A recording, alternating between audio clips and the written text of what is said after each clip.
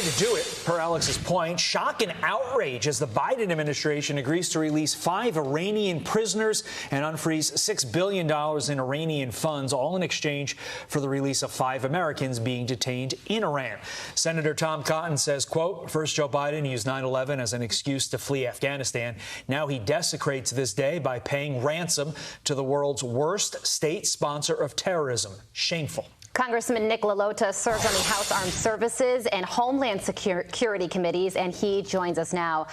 Congressman, good morning to you. These prisoner exchange deals are always controversial. You do want to get Americans home, but the question is, at what cost? Yeah, this reminds me back to the Victor Boot, the merchant of death that we traded for just a couple of years ago, where we gave up a heck of a lot and got not much in return, in my opinion. You know, it's a good day when an American is able to come home to American soil after being held captive by one of our adversaries. But what are we giving up here in order to get these 5 Americans back? Congress needs to look into this.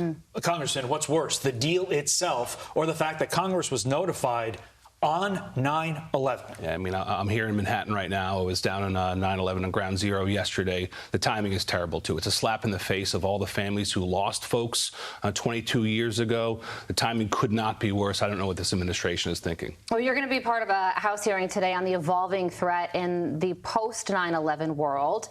Yesterday, during President Biden's 9/11 speech, he said that al-Qaeda's threat is at a historic low. Is that true? I'm not sure that's how we should approach this issue as a government, especially announcing that on 9/11. Yes, we've made tremendous progress overseas. Soldiers, sailors, airmen, and Marines have done a lot to ensure our nation's security, but we should never underestimate our adversaries who are after us every day, after our way of life, who are envious of us, and we should be very vigilant every day. Well, we don't have eyes on the ground there anymore. We're dealing with this over-the-horizon approach, so how do we even know? Realistically, is there a way to tell? Well, I think they're placing trust in some folks whom I wouldn't place trust in, and deciphering some intelligence from sources that we probably wouldn't rely on. I mean, look, to this point, we have avoided another 9/11 in the 22 years since that fateful day. Looking ahead, we obviously want 22 plus years of avoiding a second 9/11. So at today's hearing, what questions do you want to ask the witnesses? Yeah, well, we need to make sure of, and we understood this post 9/11 about agencies cooperating with each other, both in terms of process and technology.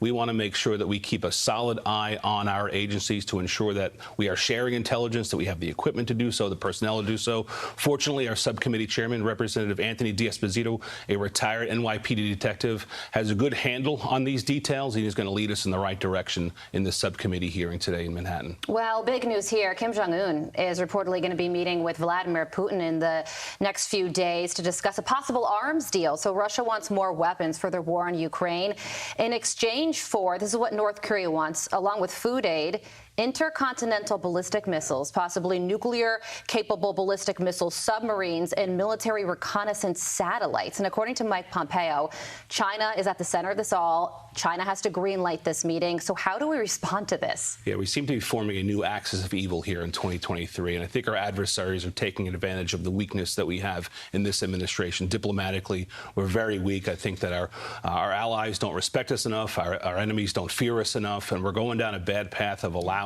these folks to form relationships with each other. And if North Korea is further able to develop their nuclear arsenal program, it can only mean bad things for America. Yeah, and President Biden just said that he wants China to succeed economically and does not want to contain China.